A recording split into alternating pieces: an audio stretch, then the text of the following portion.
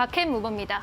미국 대선이라는 빅 이벤트도 이제 마무리 국면에 접어들고 있습니다. 그동안 글로벌 증시에서도 트럼프 트레이드, 해리스 트레이드가 치열하게 나타났었는데요. 먼저 해리스 후보의 주요 발언을 통해서 정책과 공약들 살펴보도록 하겠습니다. 해리스 후보는 지난 TV 토론에서 기후 위기는 실존하고 있다면서 청정 에너지 투자를 확대할 것이다 라고 발언한 바 있습니다. 그녀는 검사 시절에 미국 최초로 환경부서를 만들었을 정도로 친환경 정책에 진심입니다. 이에 따라 본격적으로 적극적인 친환경 정책을 펼 것으로 기대가 되고 있습니다. 또한 한미 동맹은 안보의 핵심 축이라는 것을 알고 있다면서 우리의 자유와 글로벌 리더십을 지키겠다라고 말한 적도 있는데요. 중국과의 관계가 어려워지고 있는 이 관계 속에서 조금 더 가치가 높아지고 있는 한미 동맹의 중요성을 강조하면서 관계를 조금 더 강화해 나가겠다라는 의지로 풀이가 되고 있습니다. 또한 트럼프를 응원하는 김정은과 같은 폭군이나 독재자의 비위를 맞추지 않을 것이다 라고 발언하면서 대북 정책에 있어서도 트럼프 전 대통령과는 완전히 다른 기조를 취할 것이다 라는 의지를 분명히 하기도 했습니다.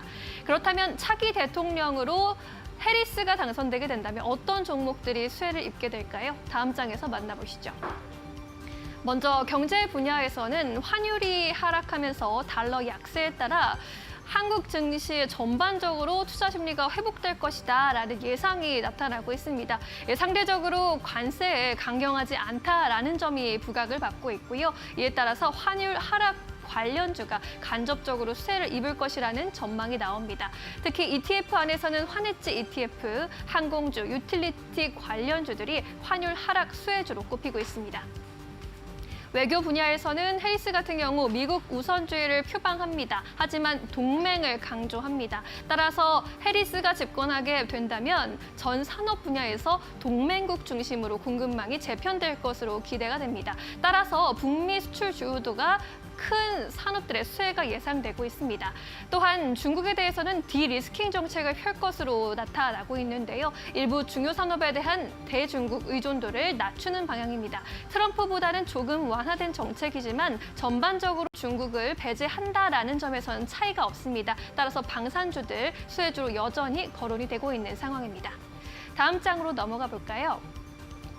네, 사회 환경 분야에서는 앞서 말씀드렸다시피 친환경 정책을 적극적으로 펼칠 것으로 기대되고 있기 때문에 친환경 밸류체인 전반적으로 수혜가 기대되고 있는 상황이죠. 또 바이든 정부의 인플레이션 감축법, IRA를 현행 수준으로 유지할 것이다 라는 전망이 나오고 있습니다. 따라서 2차 전지 관련주들, LG 에너지 솔루션, 삼성 SDI, 포스코 홀딩스가 관련주로 엮여가고 있고요. 또 신재생 에너지, 또 태양광 관련주들도 관련주로 함께 주목이 되고 있습니다. 또한 기존 헬스케어 관련 정책을 계승할 것으로 보이죠. 중국 제약바이오 기업에 대한 규제를 강화하면서 우리나라 바이오시밀러 같은 기업들로 또 반사 수혜가 나타날 것이 기대가 되고 있고요. 바이오 기업들 안에서 삼성 바이오로직스, 셀트리온, SK 바이오팜 등이 수혜주로 거론이 되고 있습니다. 마리아나 합법화나 낙태권 지지를 부각하면서 테마주들도 시장에서 많이 주목을 받기도 했는데요. 다만 국내 증시에 있는 마리화나 그리고 낙태 관련 테마주 같은 경우에는 연결고리가 약하기 때문에 급등락에 따라서 또 변동성에는 주의해 보셔야 한다라는 점 참고해 보시기 바라겠습니다. 지금까지 마켓무버 함께하셨습니다. 네, 이어서 오늘 시장에서 주목해볼 만한 이슈 함께 만나보도록 하겠습니다. 오늘도 두 분과 함께 해보도록 하겠습니다. 지신포의 박수범 대표, 이데일리온의 박정식 파트너 모셨습니다. 안녕하십니까? 안녕하세요. 네, 오늘도 두 분과 함께 이야기 나눠보도록 하겠습니다. 대통령 선거로 시장이 굉장히 좀 변동성이 커지고 있는 상황입니다. 코스닥 1% 이상의 낙폭, 아마 많은 시청자분들 그리고 국내장에 참여하고 계신 시장 참여자분들이 우리 한국 시장만 왜 이럴까 하고 좀 좌절감을 느끼실 수도 있을 것 같습니다. 오늘 함께 그 안에서 좀 기회를 찾아보도록 하겠습니다. 그렇다면 오늘 이슈는 어떠한 이슈일까요? 지금 바로 만나보도록 하겠습니다.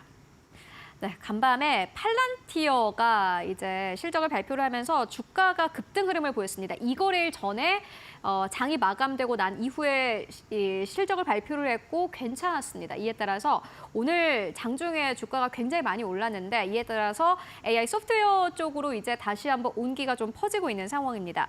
실적이 이제 턴어라운드가 될 것인가 이게 궁금한데 앞으로 강세 이어갈 수 있을까요? 먼저 박수홍 대표님. 네, 뭐 강세를 보여줄 수 있다라고 보고 있고요. 뭐 그 중에서 저는 의료용 AI에 대해서 관심을 좀 가져보자라고 말씀드립니다. 의료 쪽 AI를 보고 계신다. 강세 이어갈 거다. 이렇게 말씀해 주셨고 박정식 파트너님은요. 네, 뭐 강세는 이어갈 수 있으나 실적적인 턴어라운드는 좀 시기상조가 되지 않을까 이렇게 생각을 하고 있습니다. 주가가 더 가긴 힘들 수도 있다. 테마적으로는 갈 수는 있죠. 네. 역시 명확하게 답을 안 내주세요. 알겠습니다. 먼저 박수원 대표님 어떻게 보고 계십니까? 네, 일단 팔란티어가 실적이 상당히 좀 긍정적으로 잘 나왔습니다. 뭐 다들 아시다시피 AI를 만든 AI에 들어가는 이제 소프트웨어를 만드는 업체인데 동사 같은 경우에는 주 거래처가 이제 미국의 국방부 쪽이에요. 그러다 보니까 좀 상당히 좀 안정된 매출을 좀 보여주는 회사인데 실적이 생각했던 것보다 너무나 잘 나왔습니다. 지금 이제 뭐 실적을 좀 보게 되면 3분기 매출이 무려 30%나 좀 증가를 했고 그에 따른 이제 순이익 같은 경우에도 사상 최고치를 보여주면서 1억 4,400만 달러를 좀 보여줬는데 자, 이런 부분들이 실적인 팔란티어의 주가를 급등시켰고 이런 흐름들이 나오다 보니까 아직까지도 AI 분야는 지금 현재 계속해서 우리가 긍정적으로 바라보면서 대응해도 괜찮은 시장이구나라는 어느 정도 시장에 대한 시그널을 줬다라는 거죠. 그런 부분에 있어서 지금 팔란티어의 주가 급등, 실적이 너무나 좋게 나왔다는 부분들은 분명 국내 관련 기업들에게도 긍정적인 주가 상승의 이유가 될 것으로 좀 보고 있고요. 그렇게 보자면 지금 현재 뭐 국내에서는 뭐 더존 비전 같은 경우도 실적이 상당히 좀 좋게 나왔는데 클라우드 부분이랑 이제 AI 부분에 있어서 시장이 좀 새롭게 좀 파이프라인이 만들어지면서 지금 계속해서 매출 증가를 보여주고 있고 실적이 잘 나오고 있다라는 부분들이죠. 그러다 보니까 더존 비전 같은 경우에는 지금 현재 뭐 아마존 웹 소프트 쪽도 마찬가지고 그리고 마이크로소프트 쪽도 마찬가지고 지금 현재 파트너십을 지금 현재 맺고 있는 상황입니다. 그래서 동사가 가지고 있는 장점이 있죠. 동사가 가지고 있는 장점이 이제 법률적인 부분이라든가 의료 쪽이라든가 공공 분야에 있어서의 AI 관련된 부분들에 있어서는 동사만의 이제 B2B 시장에서 국내에서 커왔던 만큼 해외 이런 파트너사와 같이 함께 국내 시장이 아닌 해외 시장도 계속해서 공략해 나갈 것으로 좀 보고 있기 때문에 그러다 보니까 더존 비전 같은 경우 오늘 크게 상승 흐름을 좀 보여줬습니다. 자, 그럼 더존 비전뿐만 아니라 지금 현재 의료 쪽을 제가 봐야 된다고 말씀드렸는데 루닉 같은 경우에도 오늘 좀 강한 상승, 움직임을 조금씩 보여주려고 하는 모습들이었는데 아무튼 오늘은 조금 시작하고 있어요. 네, 오늘 좀 시작하고 있어요. 네. 오전장만 하더라도 올라가는 분위기였는데. 네. 자, 아무튼 지금 현재 루닉 같은 게 조금 내려오긴 했지만 이건 지수의 영향으로 좀 봐야 되고요.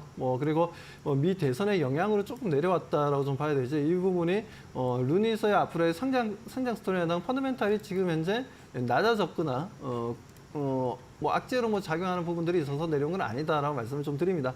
아무튼 루닉도 우리가 좀 관심 있게 좀 보긴 봐야 돼요. 동사 같은 경우에는 이번 최근에 나온 게 보면 이제 자회사 이제 볼파라 쪽에서 미국의 국방보건국에 100억 규모의 AI를 공급하겠다는 내용이 좀 나왔기 때문에 이런 부분들은 좀 그래도 긍정적이지 않나라고 좀 판단하고 있고요.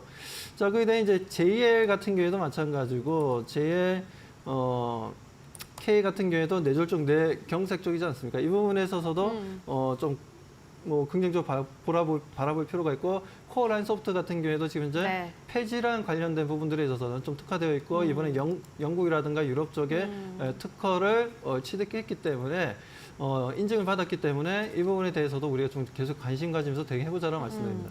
엔비디아도 의료용 AI에 엄청난 투자를 하고 있기도 합니다.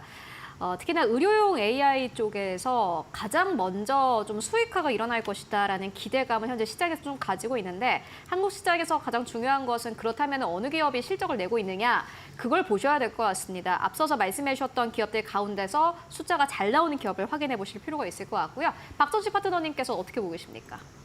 네, 일단 뭐 팔란티어가 실적이 한 7억 2,550만 달러로 이제 매출이 전년 동기 대비 한 30% 정도 3분기 실적이 좀 급증하는 어떤 그런 긍정적인 호실적이 나왔습니다. 하지만 AI 쪽에 이제 영업이익은 아직까지는 조금 적자 기조를 계속적으로 좀 이제 이어가고 맞아요. 있는 그런 상황이기 때문에 일단 매출의 증가로만 일단 뭐 긍정적으로 판단을 해야 되는 어떤 그런 상황인데요.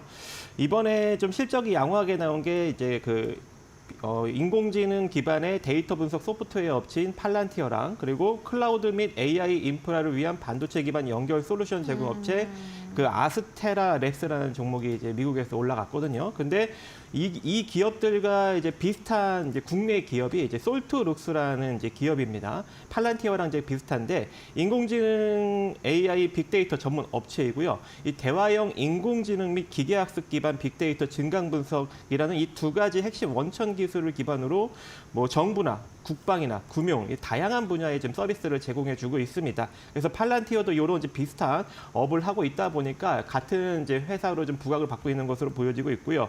또 이제 마음 AI가 오늘 좀 상승력이 나타나고 있는데 이건 마찬가지로 이제 아스테라 랩스랑 좀 비슷한 회사로 일단 판단이 되고 있고 클라우드 기반의 인공지능 플랫폼 서비스 업체입니다. 그렇기 때문에 이 두 종목이 오늘 좀 인공지능 관련 종목들 중에 좀 가장 강한 흐름을 보이지 않았나 그렇게 생각을 하고 있는데 우리나라에서는 아직까지는 이 인공지능 섹터 쪽에서 영업이익이 좀 크게 나오기에는 조금 어려운 시장이 되지 않을까 그렇게 생각을 하고 있어요. 왜냐하면 중소기업 10곳 중 9곳이 인공지능을 사용하지 않는다라는 이 조사 결과가 최근에 나왔는데요. 이 중소기업 중앙회에 따르면 지난 9월 25일부터 지난달 23일까지 중소기업 300곳을 대상으로 실시된 실태조사 결과를 발표를 하였는데 AI를 적용하지 않는 기업이 94.7%나 된다고 합니다. 그리고 AI를 적용 중인 기업은 5.3%고 향후 AI를 도입을 희망하는 기업이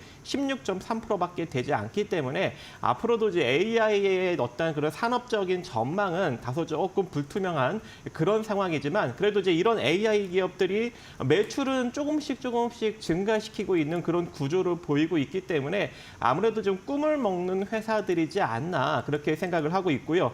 특히 이제 오픈 AI 같은 경우 대규모 투자를 받고 있죠. 그리고 인공지능 쪽에서도 선두적인 기술을 보유하고 있는 이 기업도 2029년에 흑자를 달성하지 않겠냐라는 전망을 하고 있는 상황입니다. 따라서 미국의 대규모 투자를 받고 있고 가장 앞서 나가는 기술력을 보유한 오픈 AI조차 2029년에 흑자 전환을 예상을 하고 있는 기업이기 때문에 그런 상황이기 때문에 이 국내 기업들도 아무래도 이제 흑자까지는 조금 시일이 걸리지 않을까 생각을 하고 있습니다. 알겠습니다.